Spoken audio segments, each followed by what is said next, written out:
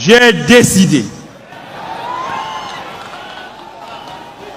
d'être candidat à l'élection présidentielle du 12 avril 2025. Chers abonnés, voici la liste des candidats retenus pour le scrutin présidentiel de 2025 au Gabon.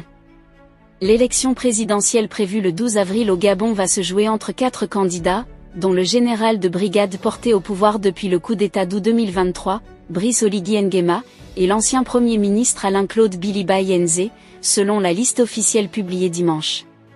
Au total de 34 compatriotes ont retiré ou fait retirer les formulaires de déclaration de candidature. 23 dossiers de candidature ont été déposés, et 4 ont été jugés recevables, a annoncé le ministre de l'Intérieur Herman Imongo, au cours d'un point de presse sans détailler les motifs des rejets. Le ministre a ensuite déroulé les noms de l'actuel président de la transition, Brice Clotaire Oligui Nguema, du dernier premier ministre du président déchu Ali Bongo, Alain-Claude Biliba Yenze que la presse gabonaise présente comme son adversaire le plus sérieux, d'un juriste inspecteur des impôts, Joseph Lapensé Essengone et d'un médecin, Stéphane Germain Iloko Boussangui. Le dossier du sénateur Jean-Rémy Yama, figure du syndicalisme gabonais, n'a pas été retenu. Ce dernier dispose comme les 18 autres prétendants éliminés, d'un droit de recours devant le Conseil constitutionnel.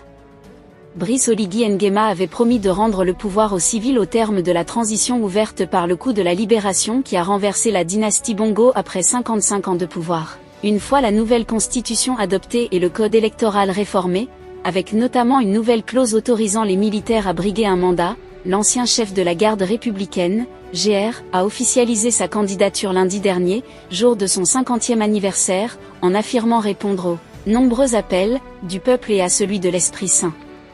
Il a ensuite déposé samedi son dossier de candidature, en costume civil, en annonçant avoir obtenu sa mise en indisponibilité auprès du ministère de la Défense comme l'exige la procédure. Je suis apte à faire de la politique et même occuper la fonction suprême, a-t-il déclaré à la presse en précisant qu'il se présenterait en indépendant. Il n'y a pas de raison de créer un parti. Le temps ne nous le permet pas. Je vais mettre en place une plateforme que nous allons appeler le mouvement des bâtisseurs, a-t-il ajouté en invitant les associations, les partis politiques, les syndicats, la jeunesse, l'élite intellectuelle à le rejoindre pour bâtir ce pays et aller de l'avant. La campagne électorale doit commencer le 29 mars. Le décret fixant la présidentielle ne précise pas de date pour le deuxième tour prévu par la Constitution en cas de ballottage. La présidentielle du 26 août 2023 avait opposé 19 candidats. 4 jours plus tard, alors que la télévision nationale venait de proclamer la victoire d'Ali Bongo au premier tour, une junte militaire menée par le général Oligui proclamait la fin du régime en dénonçant des résultats truqués. Le putsch sans effusion de sang a donné lieu à des scènes de liesse dans les quartiers populaires de Libreville. Depuis le 30 août 2023, l'ex-président Ali Bongo vit dans sa résidence privée de Libreville. Son épouse Sylvia, 61 ans et son fils Noureddin, 33 ans, ont été placés en détention avec des accusations de malversation financière. Les amis, c'est là en quelque sorte l'information que nous avons pour vous aujourd'hui concernant le Gabon. Donc en résumé, nous avons actuellement 4 candidats retenus pour l'élection présidentielle d'avril 2025 au Gabon.